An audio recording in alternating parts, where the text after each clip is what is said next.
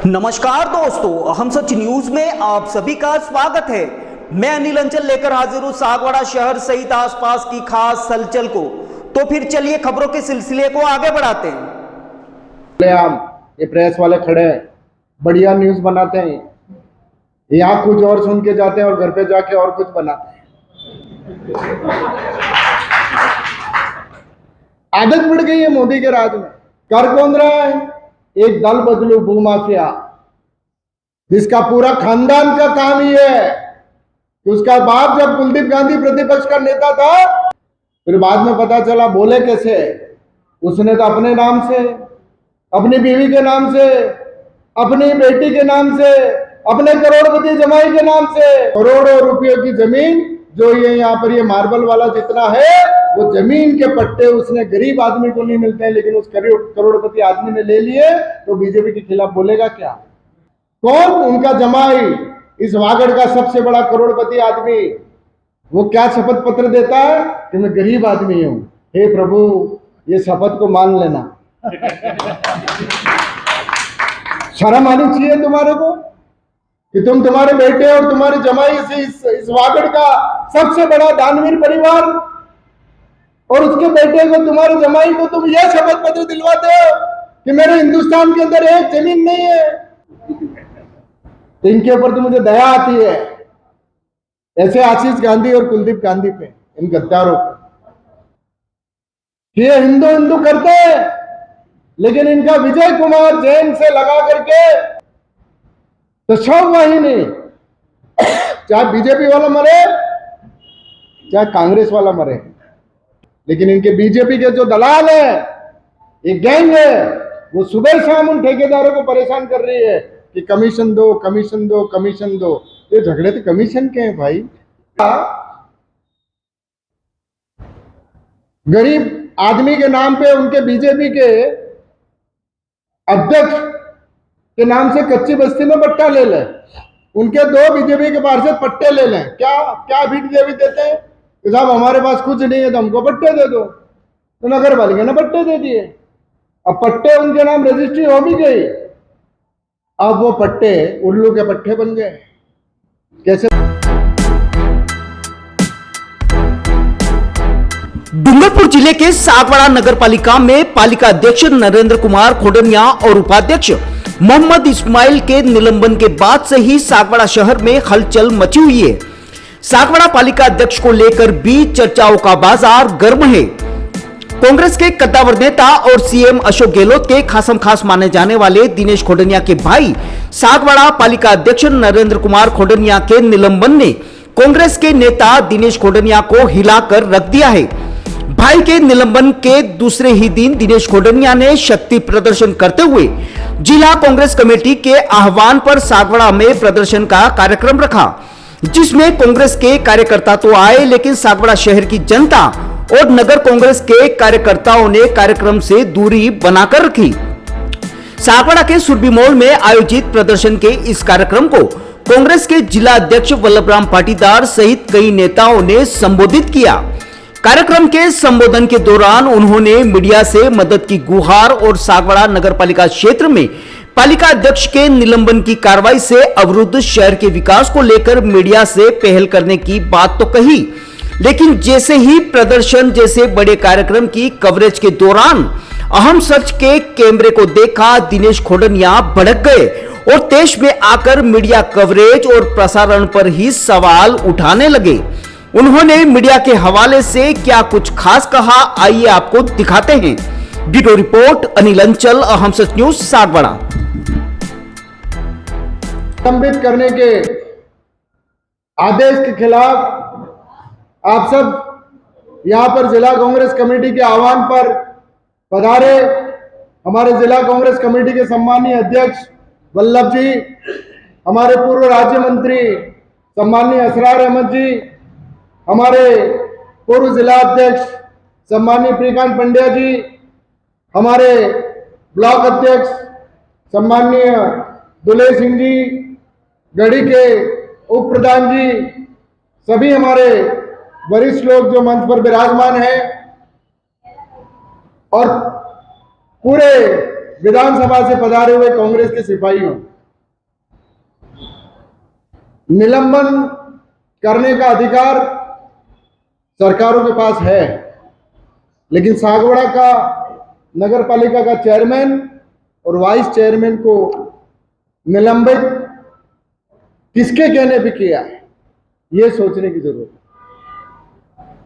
है। साथियों, दिमाग में रखना अब इस बात को कि राज्य सरकार भारतीय जनता पार्टी की और उनकी सरकार ने निर्णय लिया, अगर उनकी सरकार ने निर्णय लिया तो बीजेपी के कहने पे लिया होगा, बीजेपी के जिला अध्यक्ष के कहने पे लिया होगा, बीजेपी के विधायक के कहने पे लिया होगा,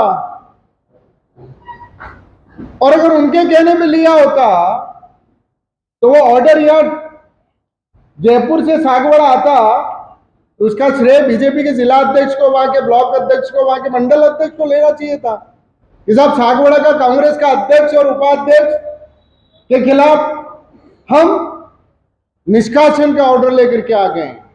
तो बीजेपी वालों को खुशी होनी चाहिए थी, तो उनका जिला अध्यक्ष आकर के प्रेस कॉन्फ्रेंस करता, लेकिन 48 घंटे हो गए, अभी न तो इस निलंबन का समर्थन न तो भाजपा के जिला अध्यक्ष ने किया है, न उनके ब्लॉक मंडल ने किया है, न उनके विधायक ने किया है, न एक पार्षद सोशल मीडिया पे ये कहने के लिए तैयार है कि ये निर्णय अच्छा हुआ है। तो ये भारतीय जनता पार्टी की सरकार से पूछना चाहता हूं कि ये निर्णय किया किसने? ये तो भूमाफियाओं ने, कांग्रेस के दल बदलुओं ने सौदेबाजी करके, और मुझे लगता है कि राजस्थान की सरकार को गुमराह करके और झूठे दस्तखत करा करके या लेन देन करके करवाया गया है। वरना इन 48 घंटों में कोई तो बीजेपी का आदमी आता है सामने कि हमने ये करवाया है। कर कौन रहा है? एक दल बदलू भूमाफिया, जिसका पूरा खानदान का काम ही है कि उसका बाप जब कुलदीप गांधी प्रतिपक्ष का नेता था और मैं जिला अध्यक्ष था तो मैं उससे कहता था कि तू प्रतिपक्ष का नेता बन गया, 5 साल तू कुछ बोल तो सही। हमारे पार्षद बेचारे सब आके कहते कि साहब ये प्रतिपक्ष नेता बीजेपी के खिलाफ तो कुछ बोलता ही नहीं है। फिर बाद में पता चला बोले कैसे, उसने तो अपने नाम से, अपनी बीवी के नाम से, अपनी बेटी के नाम से, अपने करोड़पति जमाई के नाम से, अपने बेटे के नाम से और अपने बहू के नाम से करोड़ों रुपयों की जमीन, जो ये यहाँ पर ये मार्बल वाला जितना है वो जमीन के पट्टे उसने गरीब आदमी को नहीं मिलते हैं, लेकिन उस करोड़पति आदमी ने ले लिए। तो बीजेपी के खिलाफ बोलेगा क्या? क्या बोलेगा वो? और क्या क्या क्या शपथ पत्र दिया इन्होंने? कौन? उनका जमाई, इस वागड़ का सबसे बड़ा करोड़पति आदमी, वो क्या शपथ पत्र देता है कि मैं गरीब आदमी हूं। हे प्रभु, ये शपथ को मान लेना। शर्म आनी चाहिए तुम्हारे को कि तुम, तुम्हारे बेटे और तुम्हारे जमाई से इस वागड़ का सबसे बड़ा दानवीर परिवार और उसके बेटे को, तुम्हारे जमाई को तुम यह शपथ पत्र दिलवाते हो कि मेरे हिंदुस्तान के अंदर एक जमीन नहीं है, मैं आयकर दाता नहीं हूं और मुझे कच्ची बस्ती के अंदर दे दो। इससे बड़ा दरिद्र काम का क्या हो सकता है? तो इनके ऊपर तो मुझे दया आती है, ऐसे आशीष गांधी और कुलदीप गांधी पे, इन गद्दारों पे। और आप सबको समझने की जरूरत है कि लड़ाई कांग्रेस और बीजेपी की नहीं है। अगर ये होती तो बीजेपी वाले सामने आते। ये लड़ाई तो भूमाफियाओं की और सागवाड़ा की भूमि को बचाने की लड़ाई है साथियों। चुनाव ही हमने इस पे लड़ा था।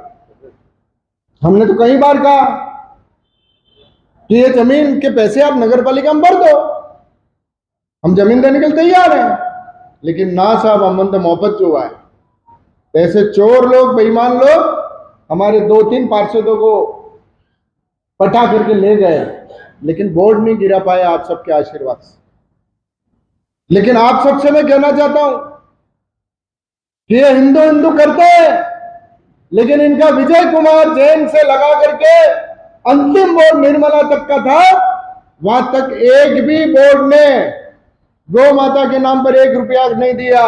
लेकिन इस नरेंद्र खोडनिया और इसके बोर्ड ने गौशाला बनवा दी। गौशाला के अंदर 3-3 शेड बनवा दिए। उस गौशाला के अंदर रेस्क्यू गाड़ी दिलवा दी, कथा करवा दी।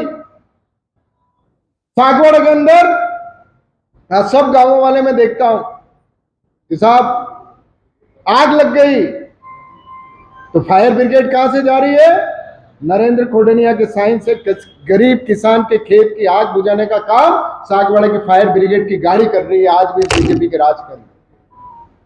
आज शमशान के ऊपर ले जाना इतने दूर दूर से, तो शव वाहिनी, चाहे बीजेपी वाला मरे चाहे कांग्रेस वाला मरे, किसी भी जाति का मरे, तो शव वाहिनी नरेंद्र खोडनिया और राजू गांधी भेजते हैं।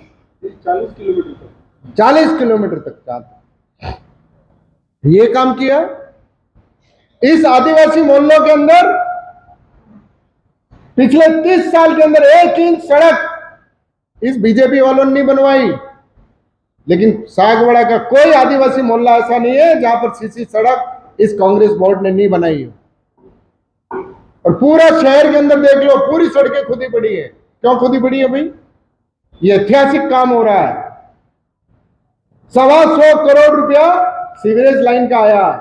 आज पूरे गांव के अंदर सीवरेज लाइन डाली जा रही है, जो अगले 100 साल तक हमारे शहर को एक बड़ी खूबसूरती देगा। वो काम नरेंद्र खोडनिया और कांग्रेस की पार्टी ने किया। सागवाड़ा के 4 तालाब, जैसे पूरे उदयपुर डिवीजन के अंदर, उदयपुर के अंदर जैसा है, उसके 40 करोड़ रुपए का काम वहां पर चल रहा है। लेकिन इनके बीजेपी के जो दलाल है, एक गैंग है, वो सुबह शाम उन ठेकेदारों को परेशान कर रही है कि कमीशन दो, कमीशन दो, कमीशन दो। ये झगड़े तो कमीशन के हैं भाई, काम हो नहीं रहा। कॉलोनी में मैरिज हॉल बन गया। अब ये सागवाड़ा का नगर पालिका का भवन आप सब देख लें, 117 साल पुराना भवन है, तो उसको गिरा करके नया नहीं बनाना पड़ेगा। कौन बनाएगा भाई? अरे बस हमारे पास पैसा है।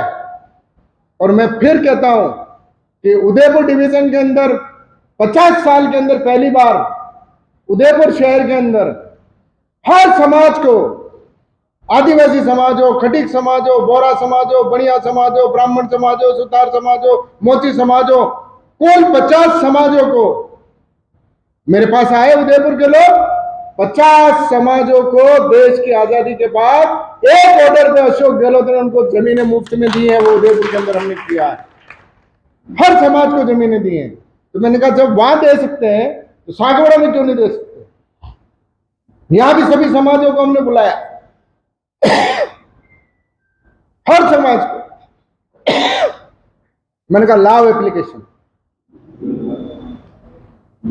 30 समाजों की, चाहे भावसार समाज हो, आदिवासी समाज हो, कटीक समाज हो, मोची समाज हो, दर्जी समाज हो, जो समाज जिसने मांगा, कसारा समाज हो, खेड़वा ब्राह्मण समाज हो, जो समाज आया कि साहब हमारे पास जमीन नहीं है, उसका प्रस्ताव नरेंद्र खोडनिया और राजू गांची ने और हमारे पार्षदों ने मिलकर के प्रस्ताव पारित कर दिया कि इन सारी समाजों को मुफ्त में जमीन दी जाएगी।